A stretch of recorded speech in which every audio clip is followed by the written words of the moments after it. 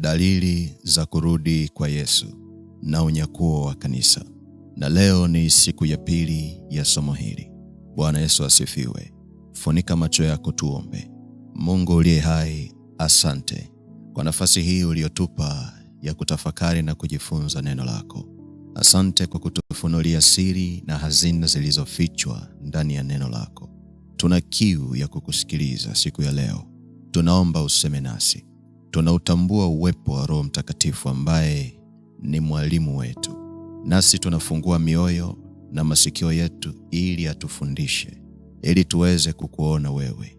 Nitie nguvu mtumishi wako, ili niweze kusema neno lako kwa usahihi na kwa ujasiri na katika hekima yote.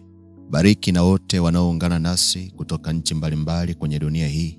Ninaomba uwaguse Bwana, na wafungulie akili zao wapate kuelewa neno lako. Katika jina la Yesu na kwa damu ya Yesu ninaomba na kushukuru. Amen. Bwana Yesu asifiwe. Kama Mungu amekupa nafasi ya kusikiliza ujumbe huu, fahamu ya kwamba Yesu anarudi kuja kulinyakua kanisa lake. Kwa hiyo tumekaribia kwenda nyumbani na unabii unaenda kutimilika sawasawa na ilivyoandikwa kwenye Biblia. Na Yesu alisema, mbingu na nchi zitapita, lakini maneno yangu hayatapita kamwe. Na katika somo hili tumeanza kuangalia hatua kwa hatua maneno ya unabii ambayo Yesu aliyasema kuhusu habari za kurudi kwake kuja kulinyakua kanisa na mwisho wa dunia. Na sehemu kubwa ya mambo ambayo Yesu aliyasema kuhusu habari ya kurudi kwake yalitokana na maswali ambayo wanafunzi wake walimuuliza alipokuwa ameketi kwenye mlima wa Mizeituni. Na walimuuliza maswali makubwa matatu ambayo yamebeba siri nzito sana ya kinabii, inayotuonyesha tupo wakati gani na inayotujulisha tumebakiza muda kiasi gani wa Yesu kurudi kulinyakua kanisa. Na tulianza kujibu hayo maswali sawasawa na maandiko. Tumejibu swali la kwanza ambalo wanafunzi walimuuliza Yesu, mambo hayo yatakuwa lini? Yaani kubomolewa kwa hekalu. Na nikasema hekalu lilibomolewa na Warumi wakiongozwa na Titus mwaka wa 70 baada ya Kristo. Kwa hiyo kwenye swali la kwanza huo unabii ulishatimia tayari. Bwana Yesu asifiwe. Tukaanza kujibu na swali la pili ambalo wanafunzi walimuuliza Yesu wakitaka kujua ni nini dalili ya kuja kwako, yaani kurudi kulinyakua kanisa. Na Yesu alipoanza kujibu hili swali, alizungumza habari ya mtini. Akasema, kwa mtini jifunzeni mfano, tawi lake lishapokuwa laini na kuchanua majani, mwatambua ya kuwa wakati wa mavuno ni karibu. Nanyi kadhalika myaonapo mambo hayo yanaanza, tambueni ya kuwa yu karibu milangoni. Amin, nawaambieni, kizazi hiki hakitapita hata hayo yote yatimie. Mbingu na nchi zitapita, lakini maneno yangu hayatapita kamwe. Walakini habari ya siku ile na saa ile hakuna aijuae, hata malaika walio mbinguni, wala mwana, ila Baba. Hiyo ni Marko sura ya 13 mstari wa 28 mpaka wa 32. Bwana Yesu asifiwe. Na nikakwambia mtini maana yake ni Israel. Tawi la mtini kuchanua majani maana yake ni Israel kufanyika kuwa taifa. Na nikakwambia Israel ilichanua na kuwa taifa mwaka 1948 kwa kutambuliwa na Umoja wa Mataifa, ambayo inamaanisha ya kwamba unabii wa tawi la mtini kuchanua umeshatimia tayari. Sasa Yesu akaongeza kitu kikubwa sana hapa. Akasema, mkiyaona hayo mjue yupo karibu milangoni. Maana yake ili tuweze kutambua wakati wa kurudi kwa Yesu, ni lazima tuangalie kinachoendelea Israel. Chochote kinachoendelea Israel kinatusaidia kujua ya kwamba Yesu yupo karibu sana kurudi. Na ndio maana tangu tawi la mtini lichanue, yani tangu Israel ifanike kuwa taifa, habari zake zimekuwa zikisikika kila wakati na kila mahali. Ukifungua redio utasikia habari za Israel. Ukifungua TV utasikia habari za Israel. Ukifuatilia mitandao utasikia habari za Israel. Mungu ameruhusu dunia ipate kusikia hizo taarifa ili kutusaidia kujua ya kwamba wakati wa Yesu kurudi umekaribia. Hakuna ajuaye siku na saa ya Yesu kutokea pale mawinguni kwa parapanda ya malaika Mikaeli. Lakini Yesu ameturahisishia kazi kwa kutusaidia kutambua majira. Na Israeli ni kioo cha kutuonyesha majira ya kurudi kwa Yesu. Na tunapoendelea na somo, nataka tuanze kuangalia jambo kubwa linalofanyika Israel, linalotujulisha ya kwamba Yesu anakaribia kurudi kulinyakua kanisa. Na jambo hilo ni ujenzi wa hekalu la tatu. Ujenzi wa hekalu la tatu. Ili unabii wa siku za mwisho, ikiwa ni pamoja na kurudi kwa Yesu na mwisho wa dunia, uweze kutimilika, ni lazima liwepo hekalu la tatu. Na ndio maana ukisoma kwenye kitabu cha Ufunuo wa Yohana sura ya 11 mstari wa 1 na wa 2, unamwona Yohana akipewa ufunuo wa uwepo wa hekalu la Mungu hapa duniani. Maandiko yanasema, nikapewa mwanzi kama fimbo, na mmoja akaniambia, inuka ukalipime hekalu la Mungu na madhabahu na hao wasujuduo humo, na behewa iliyo nje ya hekalu uiache nje, wala usiipime, kwa maana mataifa wamepewa hiyo, nao wataukanyaga mji mtakatifu miezi 42. Bwana Yesu asifiwe.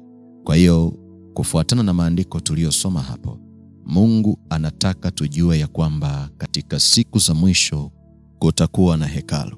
Sasa kumbuka, hekalu la kwanza la Suleman lilibomolewa na Nebukadreza. Hekalu la pili la Herode lilibomolewa na Warumi. Sasa ili unabii utimilike, ni lazima lijengwe hekalu jingine, hekalu la tatu. Sasa nataka unisikilize kwa makini sana, ili nikupeleke kwenye maandiko kinabii, ili uweze kuelewa mambo ninayoenda kukufundisha. Ninaomba weka mkono wako kwenye kifua chako, halafu fuatisha maneno haya. Sema, Mungu Baba, katika jina la Yesu, ninajikabidhi kwenye uwepo wako. Ninaomba unifungulie akili yangu ili niweze kuelewa neno lako.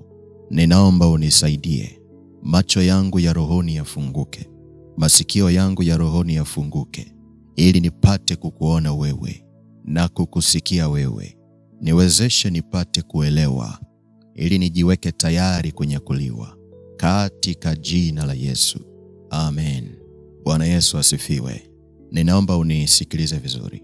Kuna mambo makubwa mawili ambayo ni muhimu sana uyafahamu kuhusu unabii wa siku za mwisho. Jambo la kwanza, ili unabii wa siku za mwisho utimilike, ni lazima pawe na hekalu la tatu. Na jambo la pili, ili unabii wa siku za mwisho utimie, ni lazima awepo mpinga Kristo ambaye atafunuliwa baada ya Yesu kuwa amesharudi na kulinyakua kanisa. Na Biblia inazungumza habari za mpinga Kristo na mambo atakayoyafanya, na nitakueleza kadri tunavyoendelea na somo. Sasa ukisoma kwenye Biblia, si kila mahali utaona anaitwa kwa jina la mpinga Kristo.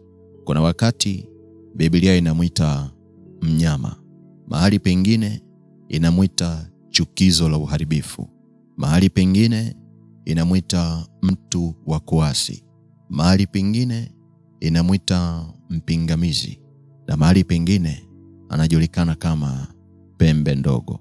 Na nakutajia tu haya majina kwa uchache, ili unaposoma Biblia halafu ukakutana nayo, ujue yanazungumzia habari ya mpinga Kristo. Sasa ujio wa mpinga Kristo ulianza kutajwa kinabii kuanzia kwenye Agano la Kale. Kwa mfano, Danieli ni nabii wa Agano la Kale ambaye alipewa ufunuo wa siku za mwisho na akaonyeshwa habari za ujio wa mpinga Kristo. Na kwa sababu unabii aliopewa ulitoka kwa Mungu, ni lazima alichokitabiri kitokee kama kilivyo, ili ule unabii upate kutimilika. Kwa mfano, wakati Mungu anasema na Danieli kuhusu yatakayojiri siku za mwisho, alitumia wanyama kama picha ya kinabii kuonyesha yatakayotokea, ikiwa ni pamoja na ujio wa mpinga Kristo na mahali atakapotokea. Bwana Yesu asifiwe. Sasa nataka nikupeleke kwenye maandiko, tumsome Danieli kidogo ili tuone alioneshwa nini na Mungu kuhusu ujio wa mpinga Kristo. Na hii itakusaidia sana kuelewa kalenda ya siku za mwisho ili uweze kujiandaa sawasawa. Bwana Yesu asifiwe. Fungua na mimi kitabu cha Danieli sura ya 7 mstari wa 1 mpaka wa 8. Daniel sura ya 7 mstari wa 1 mpaka wa 8. Maandiko yanasema, katika mwaka wa kwanza wa Belshaza mfalme wa Babeli, Danieli aliona ndoto na maono ya kichwa chake kitandani mwake. Basi akaiandika ndoto, akatoa habari ya jumla ya mambo hayo.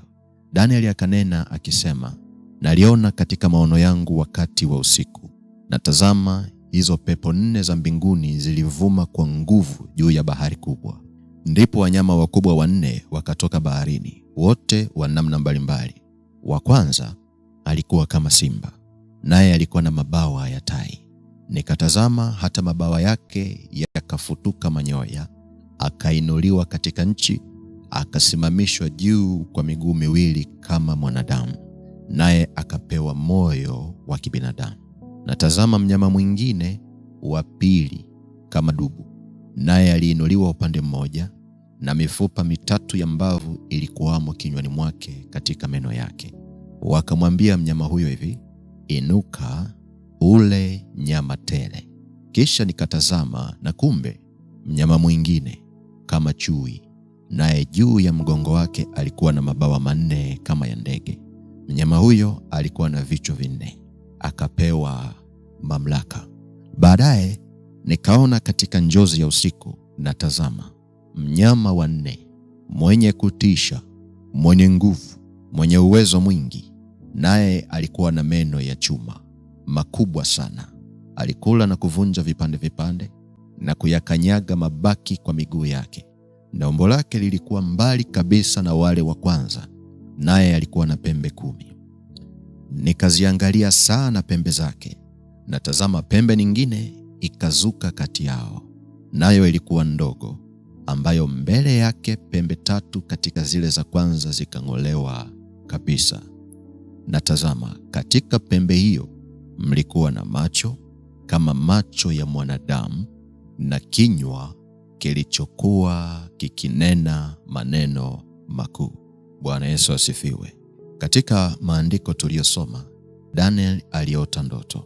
Akiwa katika ndoto, aliona wanyama 4 wakitokea baharini. Sasa, kabla hatujaanza kuangalia hawa wanyama, kuna mambo mawili nataka nikusaidie kuyafafanua ili yakusaidie kuelewa unaposoma maandiko. Jambo la kwanza, unaposoma Biblia kwa jicho la kinabii na ukaona neno mnyama, maana yake inazungumzia habari za mtu. Kwa lugha nyingine, mtu ni mnyama, na ndiyo maana unapookoka Biblia inakutambua kama kondoo. Na Yesu aliposema kondoo zangu wanaisikia sauti yangu, alikuwa anamaanisha watu waliookoka. Na ninayasema haya ili nikusaidie upate wepesi unaposoma Biblia. Ukisikia neno mnyama, ujue inamaanisha mtu. Na ukiona neno bahari, maana yake anazungumzia dunia. Lakini anatumia bahari ili kukujulisha utambue kwamba eneo linalozungumziwa ni eneo mahususi. Kwa hiyo ukiona maandiko yanasema mnyama anatokea baharini, maana yake mtu anatokea duniani. Bwana Yesu asifiwe. Hilo ni jambo la kwanza. Jambo la pili, ukiona mnyama anatajwa kwenye maandiko, hasa maandiko ya kinabii, maana yake nyingine ni utawala wa kifalme kwa maana ya kingdom, au mfalme kwa maana ya king. Umenielewa mpaka hapo? Hiyo ni kanuni ya kukusaidia sana ili upate wepesi wa kuelewa, hasa unaposoma maandiko yaliyoandikwa kinabii. Sasa tusogee mbele kidogo. Maandiko yanasema Danieli aliona wanyama 4, na kwa muktadha wa ndoto aliyopewa, hawa wanyama 4 wanawakilisha falme 4 tofauti. Na nataka nikuonyeshe kwa uchache ili upate picha ya kukusaidia.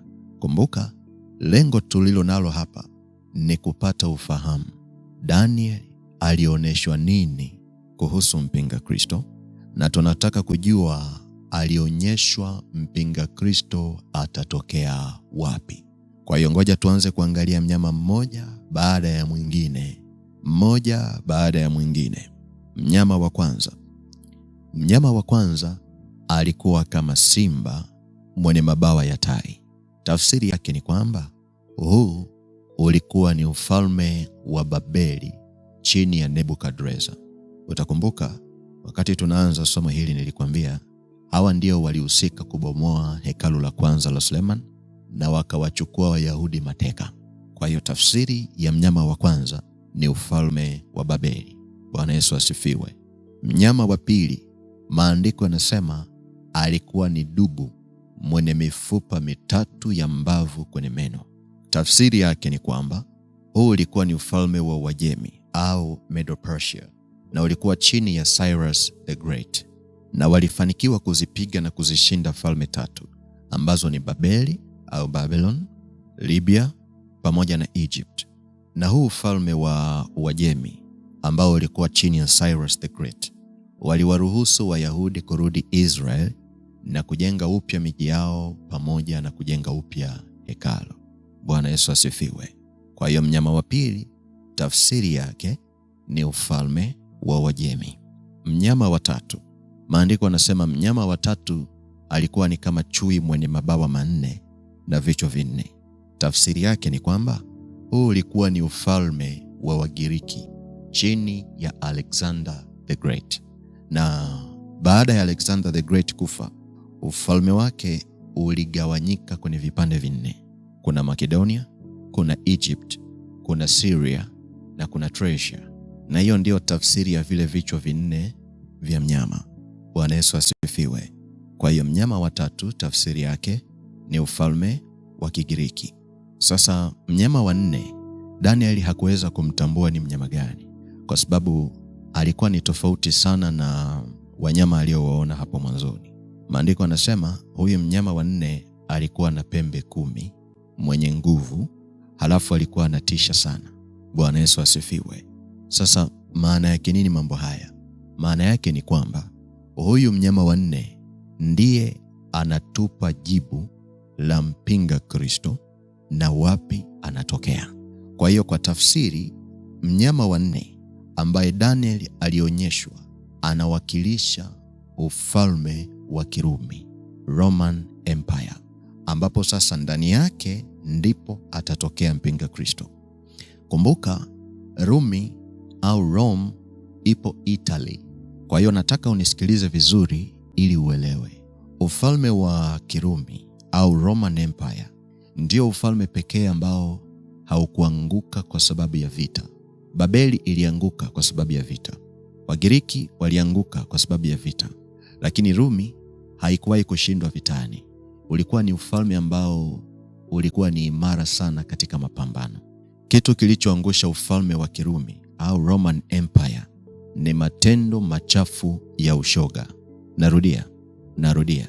Ufalme wa Kirumi au Roman Empire, ambapo ndipo mpinga Kristo anatokea, ulianguka kwa sababu ya matendo machafu ya ushoga.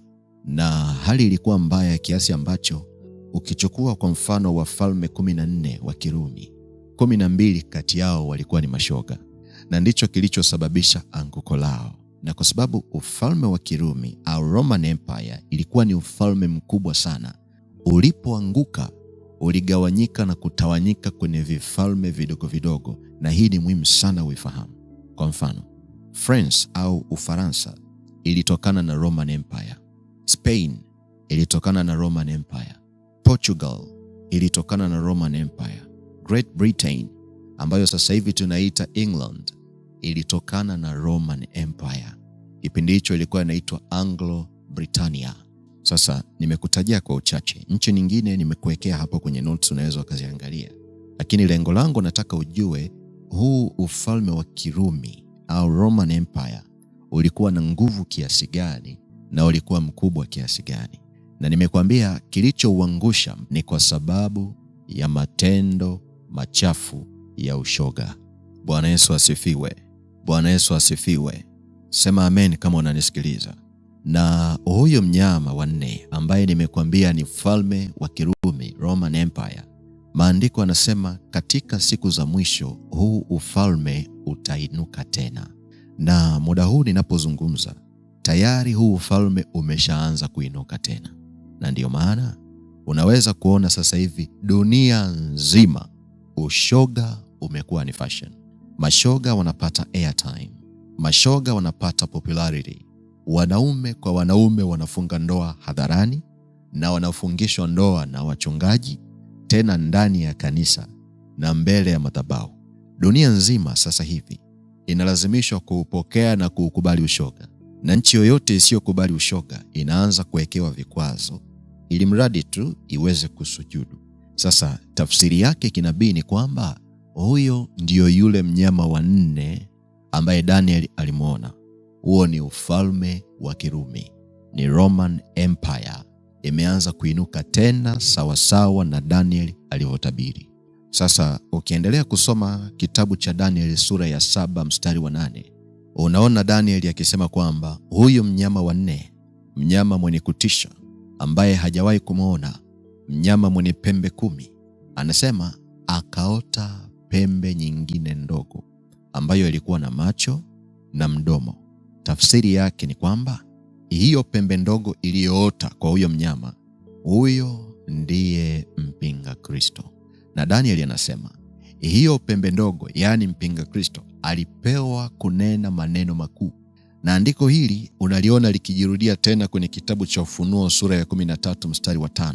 Maandiko yanasema naye akapewa kinywa cha kunena maneno makuu ya makufuru. Akapewa uwezo wa kufanya kazi yake miezi 42. Sasa ukichukua 42 ukigawa kwa 12 unapata 3.5. Kwa hiyo tafsiri ya miezi 42 maana yake ni miaka 3.5. Nilikwambia kanisa likinyakuliwa kutakuwa na utawala wa mpinga Kristo pamoja na dhiki kuu, na itakuwa ni kwa muda wa miaka 7. Na hiyo miaka 7 itakuwa na vipindi vya miaka 3.5 ya kwanza na miaka 3.5 ya pili. Kwa hiyo maandiko yanapozungumza kwamba mpinga Kristo atanena maneno makuu, maana yake hicho kitakuwa ni kipindi ambacho kanisa limeshanyakuliwa tayari na dhiki kuu imeshaanza na mpinga Kristo ameshaanza kutawala duniani. Na nitakueleza vizuri kadri tunavyoendelea na somo. Lakini jambo ninalotaka ukumbuke ni kwamba kama tulivyosoma, Danieli alipewa unabii wa siku za mwisho, na kitu alichokiona ambacho kilimtisha na kumwogopesha ni habari ya ujio wa mpinga Kristo akitokea kwenye ufalme wa Kirumi, Roman Empire. Na nimekuonesha kwamba ushoga unavyoitikisa dunia sasa hivi ni ishara mojawapo ya kutimia kwa unabii wa revival of Roman Empire, kuinuka upya kwa ufalme wa Kirumi. Na pembe ndogo imeshaota tayari, yani mpinga Kristo. Bwana Yesu asifiwe. Narudia, ili unabii wa siku za mwisho utimie, ni lazima mpinga Kristo awepo. Na ili mpinga Kristo afunuliwe waziwazi, ni lazima kanisa linyakuliwe. Na ili mpinga Kristo aweze kufanya kazi, ni lazima hekalu la 3 liwepo. Na ndio maana Yesu akasema kwenye Mathayo sura ya 24 mstari wa 15, basi hapo mtakapoliona chukizo la uharibifu lile lililonenwa na nabii Danieli limesimama katika patakatifu, asomaye na afahamu. Sasa Biblia inaposema chukizo la uharibifu inazungumzia habari ya mpinga Kristo. Kwa hiyo anaposema chukizo la uharibifu litasimama katika patakatifu, maana yake ni kwamba mpinga Kristo atasimama kwenye hekalu. Sasa atasimama kwenye hekalu lipi? Kwa sababu kama ni hekalu la kwanza lilibomolewa, hekalu la pili lilibomolewa. Kwa hiyo maandiko yanaposema mpinga Kristo atasimama kwenye hekalu, yanazungumzia hekalu lipi? Jibu ni rahisi sana. Mpinga Kristo atasimama katika patakatifu kwenye hekalu la 3 na kujifanya kwamba yeye ni Mungu. Na kwa kufanya hivyo, unisikiliza vizuri, na kwa kufanya hivyo atajitambulisha kwamba yeye ni Mungu na kwamba anastahili kuabudiwa. Na ndio maana ukisoma kwenye kitabu cha Wathesalonike wa pili sura ya 2 mstari wa 3 na wa 4, maandiko yanasema mtu awaye yote asiwadanganye kwa njia yoyote. Maana haiji usipokuja kwanza ule ukengeufu, akafunuliwa yule mtu wa kuasi, mwana wa uharibifu, yule mpingamizi, ajiinuaye nafsi yake juu ya kila kiitwacho Mungu ama kuabudiwa, hata yeye mwenyewe kuketi katika hekalu la Mungu, akijionyesha nafsi yake kana kwamba yeye ni Mungu. Bwana Yesu asifiwe. Maandiko yanaendelea kutuambia kwamba mpinga Kristo ataketi kwenye hekalu na kujitambulisha kwamba yeye ni Mungu. Na ninakuonesha maandiko haya kwa sababu nataka ufahamu ya kwamba maandiko yanazungumzia hekalu la 3, na ili unabii wa siku za mwisho uweze kutimia, ni lazima hili hekalu la 3 liwepo tayari. Na wakati mpinga Kristo anaketi kwenye hekalu la 3, kanisa halitakuwepo duniani. Sasa ninaposema kanisa simaanishi jengo. Ninaposema kanisa simaanishi dhehebu. Ninaposema kanisa namaanisha watu waliookoka na wakadumu kwenye wokovu. Hawatakuwepo. Wakati huo Yesu atakuwa amesharudi tayari na kanisa litakuwa limeshanyakuliwa tayari. Na ninakwambia mambo haya ili ujiandae, kwa sababu Yesu anarudi. Muda huu ninapofundisha hili somo, tayari maandalizi ya ujenzi wa hekalu la 3 yameshaanza kule Israeli. Unahitaji tu kunisikiliza ili upate kuelewa na kufanya maamuzi yatakayokusaidia. Maandalizi ya ujenzi wa hekalu la 3 yameshaanza. Mpaka sasa eneo la kujenga hekalu la 3 lipo tayari. Ni pale kwenye mlima Moria, ambapo panafahamika kama mlima wa hekalu au Temple Mount, ambapo ndipo palijengwa hekalu la kwanza na la pili, na ndilo eneo pekee litakalotumika kujenga hekalu la 3. Bwana Yesu asifiwe. Na utakumbuka nilikwambia kile kiwanja kilinunuliwa na Mfalme Daudi kihalali kabisa kutoka kwa Myebus anaitwa Arauna. Kwa hiyo hata katika ulimwengu wa roho upo uhalali wa kisheria kwamba hekalu la 3 lijengwe kwenye hilo eneo. Lakini sasa hivi kilichopo ni kwamba pale kwenye mlima Moria au Temple Mount, ambapo hekalu la 3 linatakiwa kujengwa, Waislamu walijenga msikiti wao, unatambulika kwa jina la Dome of the Rock.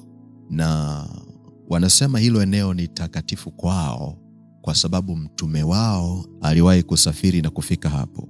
Kwa hiyo wakajenga msikiti na upo mpaka leo, na nimekuwekea picha yake hapo, unaweza ukaitazama, Dome of the Rock. Lakini kwa mujibu wa Biblia, hilo eneo lilinunuliwa na Mfalme Daudi ili apate kujenga nyumba ya Bwana, na halikuwa eneo la Waislamu, lakini lilikuwa ni eneo lililotumika kwa ajili ya ibada za Wayahudi. Na ndipo hekalu la kwanza lilipojengwa na hekalu la pili lilipojengwa. Na ninachojua ni kwamba hekalu la 3 litajengwa hapo hapo kwenye hilo eneo ili unabii upate kutimilika. Bwana Yesu asifiwe. Sasa hivi ninapofundisha, sasa hivi unaponisikiliza, maandalizi ya ujenzi wa hekalu yameshaanza. Ramani ya hekalu la 3 ipo tayari. Ipo tayari. Model ya hekalu la 3 ipo tayari kama unavyoweza kuiona kwenye picha. Vifaa vitakavyotumika kwa ajili ya matumizi kwenye hekalu la 3 vimeshatengenezwa na vipo tayari, vinasubiri kuanza kazi. Na nimekuwekea picha hapo, unaweza kuziona. Na hiyo unayoiona sasa hivi inaitwa menora au kinara cha taa. Hapo unavyoiona tayari ipo Israel na ipo tayari kwa ajili ya kutumika kwenye hekalu la 3. Hizo picha unazoziona ni vifaa vingine ambavyo vitatumika kwenye hekalu la 3. Na hapo unavyoviona vipo tayari kwa ajili ya kazi. Bwana Yesu asifiwe. Jambo jingine, mavazi ya kikuhani yatakayotumiwa na makuhani kwenye hekalu la 3 tayari yameshashonwa na yapo tayari kutumika kama unavyoyaona. Na haya mavazi yametengenezwa kwa kufuata maelekezo ambayo Mungu aliyatoa kwenye Biblia, kwenye kitabu cha Kutoka sura ya 28. Ukipata muda soma sura yote, inatoa maelekezo ni namna gani vazi la kikuhani linatakiwa kuwa. Na walioshona haya mavazi wameyashona kwa kufuata maelekezo kibiblia. Kila kitu kimewekwa kama kilivyoandikwa. Kwa hiyo mavazi ya makuhani yapo tayari kama unavyoona hapo kwenye picha, yanasubiri kutumika. Jambo jingine, kufuatana na maandiko kwenye Hesabu sura ya 19, sadaka zinazotakiwa kutolewa ni sadaka za ng'ombe wekundu, wanafahamika kama efa wekundu au red heifers. Muda huu ninapofundisha, muda huu ninapozungumza na wewe, hao ng'ombe tayari wapo Israeli na wanafugwa tayari, na nimekuwekea video, unaweza ukawaona hao hapo. Jambo jingine, makuhani wanaotakiwa kutumika kwenye kazi ya kikuhani kwenye hekalu la 3 tayari wameshapatikana. Unaweza kuwaona hapo kwenye picha, na hiyo picha inaonyesha kipindi ambacho walikuwa wapo kwenye mafunzo. Na kwa mujibu wa Biblia, Mungu aliweka ukuhani kwenye kabila la Lawi. Sasa kihistoria, baada ya kubomolewa hekalu la kwanza na baada ya kubomolewa kwa hekalu la pili, wana wa Israeli walitawanyika duniani. Kwa hiyo kuna wengine wakaoa watu ambao sio Wayahudi na wengine wakaolewa na watu ambao sio Wayahudi. Kwa hiyo katika maandalizi ya huduma ya kikuhani kwenye hekalu la 3, walikuwa wanaitafuta ile damu ya kwanza ya kabila la Lawi. Kwa hiyo iliwalazimu kutumia DNA kuwatafuta. Kwa hiyo wakafanikiwa kulipata kabila la Lawi, wakawachukua, wakawapa mafunzo ya kikuhani, na sasa hivi wako tayari kwa ajili ya kutumika. Na jambo jingine, utakumbuka hekalu la kwanza la Suleiman lilitumia michango ili kufanikisha ujenzi. Hekalu la pili watu walichangia pia likajengwa. Na hekalu la 3 michango ilishaanza kukusanywa dunia nzima na mtu anaweza kulipia online. Kwa hiyo ninapozungumza na wewe sasa hivi, fedha za ujenzi wa hekalu la 3 zipo na bado zinaendelea kukusanywa. Kwa hiyo unaweza ukaona kila kitu kipo tayari. Kilichobaki ni ujenzi kuanza hapo kwenye mlima Moria, ambapo kwa sasa kuna msikiti, lakini kila kitu kipo tayari ili hekalu la 3 lijengwe na mpinga Kristo aanze kufanya kazi. Labda niseme hivi, mnyama wa 4 ambaye Daniel alionyeshwa, ambaye nimekuambia tafsiri yake ni ufalme wa Kirumi au Roman Empire, umeanza kuinuka tena kama ilivyotabiriwa kwenye maandiko. Na ishara yake kubwa ni roho ya ushoga ambayo unaiona inaitikisa dunia sasa hivi. Pembe ndogo ya mpinga Kristo imeshajitokeza na imetujulisha tayari ya kwamba mpinga Kristo atatokea Rumi, atatokea Rome, na ili aanze kufanya kazi ni lazima hekalu la 3 liwepo. Sasa kama maandalizi ya hekalu la 3 yamekamilika, imebaki tu kujenga, inamaanisha ya kwamba unabii wa siku za mwisho unatimilika. Bwana Yesu asifiwe. Yesu anarudi. Sasa hivi unaposikiliza ujumbe huu, mpinga Kristo yupo duniani ila bado hajafunuliwa. Kinachosubiriwa ni kanisa kunyakuliwa kwanza. Kanisa likinyakuliwa, ndipo mpinga Kristo atafunuliwa na atasimama kwenye hekalu la 3. Na kama maandalizi ya hekalu la 3 yamefika hapo ambapo kila kitu kipo tayari bado kujenga, maana yake ni kwamba Yesu yupo karibu sana kurudi. Yaani ni jambo la siku yoyote, ni jambo la saa yoyote, ni jambo la dakika yoyote, parapanda italia. Yesu anarudi. Kama unalo sikio la kusikia neno la Mungu, fahamu ya kwamba tumekaribia kwenda nyumbani. Kwa hiyo usilale. Hii sio saa ya kulala na kujichafua chafua. Hii ni saa ya kusimama. Hakuna anayejua siku wala saa, lakini tumepewa kutambua majira. Na majira yenyewe ndiyo haya. Majira yenyewe ndiyo haya. Na Yesu akasema, kwa mtini jifunzeni. Na nimekuambia mtini ni Israeli. Na nimesha kuonesha ya kwamba jambo kubwa linaloendelea Israel ni ujenzi wa hekalu la 3. Na kama nilivyokuonyesha, kila kitu kipo tayari bado kujenga. Kwa hiyo unyakuo wa kanisa haupo mbali. Na ndio maana nikakwambia siku ya jana ya kwamba kama upo hai siku ya leo, utambue ya kwamba wewe ni mtu ambaye unaishi kwenye nyakati muhimu sana katika historia ya maisha ya mwanadamu. Daniel alitabiri mambo haya ya siku za mwisho, lakini hakuyaona yakitokea, ila mimi na wewe tunayaona yakitokea. Sasa kama tunaona unabii ukitokea mbele ya macho yetu, tunashindwaje kujiandaa mpendwa? Kwa nini tushindwe kumlaki Yesu pale mawinguni parapanda itakapolia? Kama kila kitu kinaonyesha wazi kabisa kwamba Yesu yupo karibu kurudi, kwa nini tusiende naye? Unajua, ukisoma kwenye Biblia, Yesu anasema katika siku hizi za mwisho itakuwa ni kama ilivyokuwa siku za Nuhu. Nini kilitokea kwenye siku za Nuhu? Wanadamu hawakutaka kusikia na hawakutaka kubadilika. Mungu akamwambia Nuhu ajitwalie wanyama, na kila mnyama achukue mume, achukue na mke kwa ajili ya kutunza mbegu, ambayo inamaanisha kuna wanyama ambao hawakuchaguliwa kuingia kwenye safina, na nitakueleza hapo baadaye tunapoendelea kujifunza. Maana yake wanyama unaowaona wapo duniani sasa hivi walifanikiwa kuingia kwenye safina. Hata fisi aliingia kwenye safina. Sasa kama fisi aliingia kwenye safina, kwa nini wewe ushindwe? Kama fisi aliweza kutoboa, kwa nini wewe ushindwe mpendwa? Mimi nakushauri usikubali kubaki hapa duniani parapanda ikilia. Hakikisha unakuwa mmoja wetu tutakao mlaki Yesu pale mawinguni. Usikubali kitu chochote kikukwamishe. Usikubali mtu yoyote akukwamishe. Hata kama ni mzazi wako, usikubali akukwamishe. Kimbilia kwa Yesu. Hata kama ni mume wako, hata kama ni mke wako, usikubali akukwamishe. Kimbilia kwa Yesu.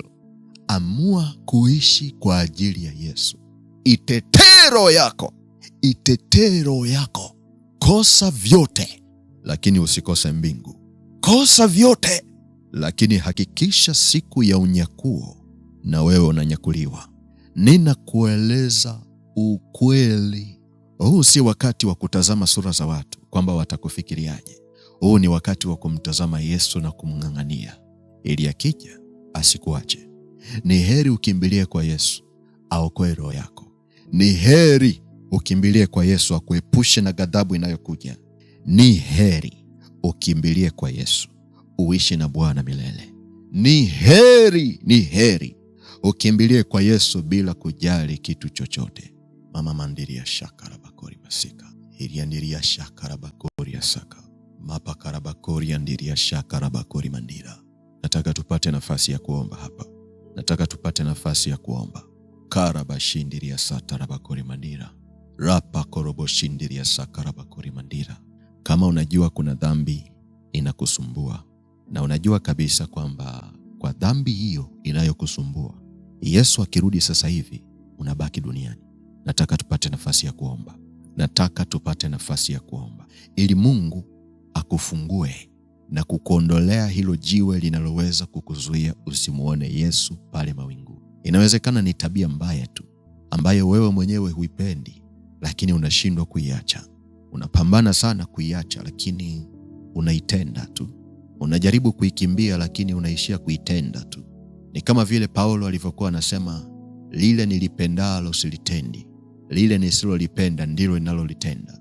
Na wewe unapita kwenye kipindi cha namna hiyo. Nataka tupate nafasi ya kuomba ili Yesu akuondolee huo mzigo, kwa sababu unaweza kabisa kukuzuia parapanda ikilia wewe ubaki nyuma. Na mimi sitaki wewe ubaki nyuma. Sitaki ubaki nyuma.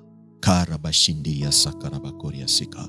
Nataka tupate nafasi ya kuomba, lakini kabla hatujaomba kwa ajili ya hilo, nataka nikupe nafasi.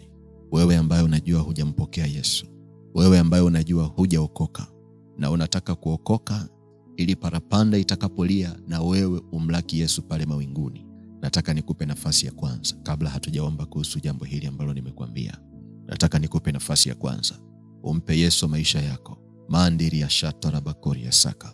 Mandiri ya tarabakori ya sakarabakori mandira. Inawezekana ulikuwa umeokoka na ukarudi nyuma, nataka nikupe nafasi ya kutengeneza maisha yako na Yesu. Mandere bokoria shatara bakoria saka. Fuatisha maombi haya. Sema: Mungu uliye hai, Mungu uliye hai, ninakuja mbele zako kwa damu ya Yesu. Ninaomba toba, ninaomba rehema kwa dhambi zangu zote nilizozitenda katika maisha yangu. Ninaomba unisamehe, ninaomba unirehemu. Ninaomba damu ya Yesu, ninaomba damu ya Yesu iliyomwagika msalabani initakase sasa katika nafsi yangu, katika roho yangu, katika mwili wangu na maisha yangu yote. Bwana Yesu, nafungua moyo wangu na kukaribisha sasa. Ingia ndani yangu kwa uweza wa Roho Mtakatifu. Uwe Bwana na Mwokozi wa maisha yangu kuanzia sasa na siku zote. Asante Yesu kwa kuniokoa. Asante Yesu kwa kunisamehe. Ninaomba unitie nguvu nidumu ndani yako. Shetani asinishinde, majaribu yasinishinde, na dhambi isinishinde, katika jina la Yesu, katika jina la Yesu. Amen. Bwana Yesu asifiwe. Kama umefanya sala hii, napenda kukupa hongera kwa kuokoka. Sasa nataka tupate nafasi ya kuomba hapa, kuomba kwa ajili ya dhambi ambayo inakufuata mara kwa mara na inakufanya unaanguka mara kwa mara. Nataka tuisogeze mbele za Bwana katika maombi. Kama ndiri ya shata rabakoria saka, rapa korobo shindiri ya sata rabakoria saka. Tutakapokuwa tunaomba hapa, omba kwa kumaanisha. Makarabashendere bokoria saka.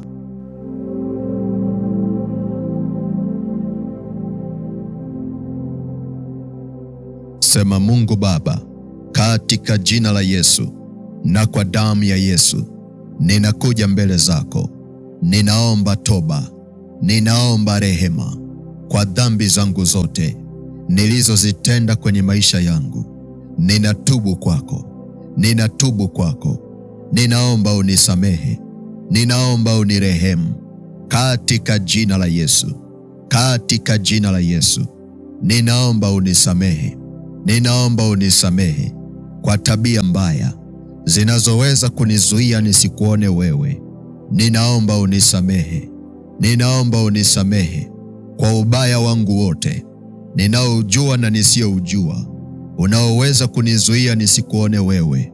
Ninaomba unisamehe, ninaomba unirehemu katika jina la Yesu, katika jina la Yesu, katika jina la Yesu. Aya, anza kuomba sasa. Omba toba na rehema kwa dhambi zote ambazo unajua huwa zinakusumbua. Kila wakati unazifanya alafu unazijutia. Unarudia tena unazifanya alafu unazijutia. Unarudia tena unazifanya alafu unazijutia. Umekuwa unasimama unaanguka, unasimama unaanguka, unasimama unaanguka. Hiyo sio hali nzuri. Omba toba kwa kumaanisha, huku ukizitaja hizo tabia kwa majina yake. Jikung'ute kabisa mbele za Bwana. Haya ni maombi yako binafsi.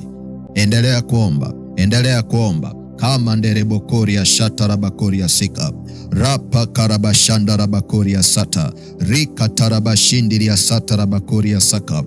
Unapoendelea kuomba toba, achilia damu ya Yesu Kristo, maana maandiko yanatuambia damu ya Yesu Kristo inazungumza maneno mazuri. Kwa hiyo unapoachilia damu ya Yesu, unapoomba maombi ya toba na rehema, kitu ambacho damu ya Yesu inafanya, inaenda kuyasindikiza maombi yako kwa kuzungumza rehema mbele ya madhabahu ya Bwana. Kwa hiyo endelea kuomba toba huku unaachilia damu ya Yesu. Unaomba toba huku unaachilia damu ya Yesu. Kama nderebokoria shatarabakori masika. Endelea kuomba, endelea kuomba. Inawezekana ni tabia tu inayokusumbua. Inawezekana hiyo tabia imeanzia kwa wazazi wako na wewe umeirithi, na unajua kabisa hiyo tabia itakuzuia usinyakuliwe. Hiyo tabia itakuzuia Yesu asiondoke na wewe anapokuja kulinyakua kanisa. Omba toba na rehema. Omba toba na rehema kama nderebokori ya shatarabakori ya saka. Endelea kuomba, jikungute kabisa katika jina la Yesu, katika jina la Yesu Kristo. Manderebokori ya shatarabakori ya saka, rapa karabashindiri ya satarabakori ya saka. Mungu uliye hai, asante kwa damu ya Yesu Kristo iliyomwagika pale msalabani kwa ajili yetu. Nasi Bwana tunasogea katika madhabahu yako siku hii ya leo, tukiomba toba na rehema Bwana, tukiomba toba na rehema Bwana, kwa dhambi zetu zote tulizozitenda, kwa makosa yetu yote, kwa maovu yetu yote ambayo Bwana tunayatenda katika uso wako, ambayo tunayatenda mbele zako. Mungu, tunatubu siku hii ya leo, tunatubu kwa kumaanisha, tunatubu kwa kuamua kuziacha katika jina la Yesu Kristo, na kwa damu ya Yesu tunatubu kwa kuamua kugeuka kabisa na kuishi maisha mapya. Baba wa rehema, katika jina la Yesu Kristo aliye hai, tunaomba rehema, tunaomba toba, tunaomba rehema, tunaomba toba. Karabashindiri ya satarabakori mandira, tunaomba damu ya Yesu Kristo inayozungumza maneno mazuri, inene maneno mazuri kwa ajili ya nafsi zetu, inene maneno mazuri kwa ajili ya roho zetu, inene maneno mazuri kwa ajili ya miili yetu, katika jina la Yesu Kristo wa Nazareth aliye hai, katika jina la Yesu Kristo wa Nazareth aliye hai, katika jina la Yesu Kristo wa Nazareth aliye hai. Kila uchafu ulioko ndani yetu, Baba wa rehema, damu ya Yesu Kristo itusafishe na kututakasa katika jina la Yesu Kristo, katika jina la Yesu, katika jina la Yesu, katika jina la Yesu. Kama ndiri ya shatarabakori ya sika. Endelea kuomba.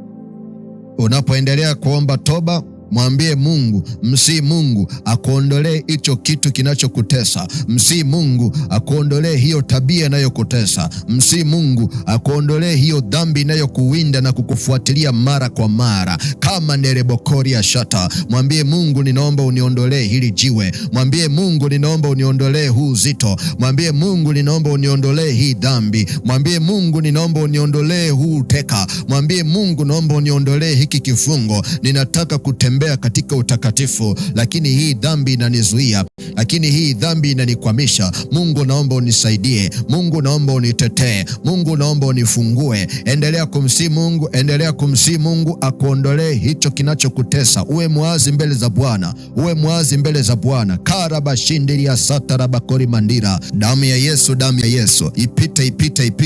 ipite kwenye maombi yako, ipite kwenye ulimwengu wako wa roho. Damu ya Yesu isindikize maombi yako ya rehema. Damu ya Yesu isindikize maombi yako ya toba, katika jina la Yesu Kristo, katika jina la Yesu Kristo. Ikanene rehema kwa ajili ya mwili wako, katika jina la Yesu Kristo, katika jina la Yesu Kristo. Kila utando wa giza unaokufunika na kukufanya uanguke mara kwa mara kwenye hiyo dhambi, huo utando wa giza tunaufuta sasa kwa damu ya Yesu Kristo wa Nazareth aliye hai. Huo utando wa giza ufutike kwa damu ya Yesu Kristo, ufutike kwa damu ya Yesu Kristo, ufutike kwa damu ya Yesu Kristo, ufutike kwa damu ya Yesu Kristo wa Nazareth aliye hai. Vifungo vya nguvu za giza, vifungo vya kurithi vinavyokufuatilia na kukutesa, tunavivunja sasa kwa mamlaka ya jina la Yesu Kristo. Tunavivunja sasa kwa mamlaka ya jina la Yesu Kristo lipitalo majina yote, katika jina la Yesu, katika jina la Yesu. Vifungo vya kurithi,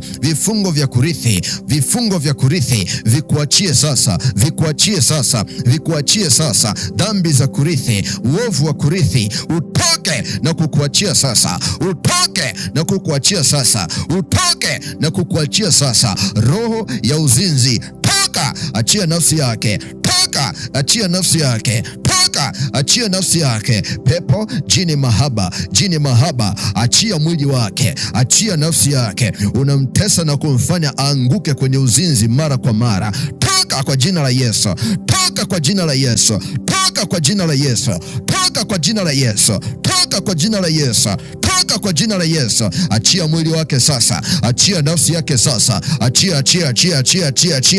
achia mwili wake, toka kwa jina la Yesu, toka kwa jina la Yesu, toka kwa jina la Yesu, toka kwa jina la Yesu, toka toka kwa jina la Yesu. Achia mwili wake, achia nafsi yake kwa jina la Yesu Kristo, kwa jina la Yesu Kristo.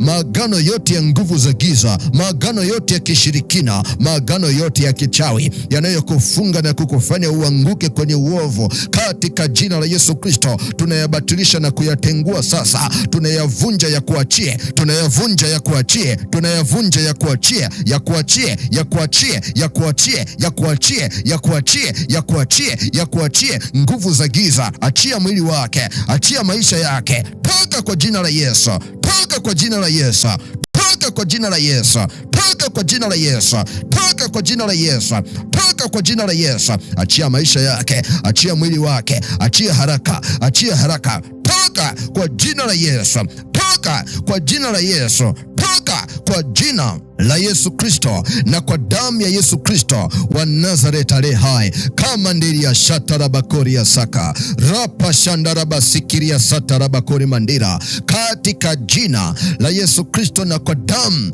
ya Yesu Kristo wa Nazareti aliye hai. Sante Yesu kwa uaminifu wako, sante Yesu kwa uaminifu wako.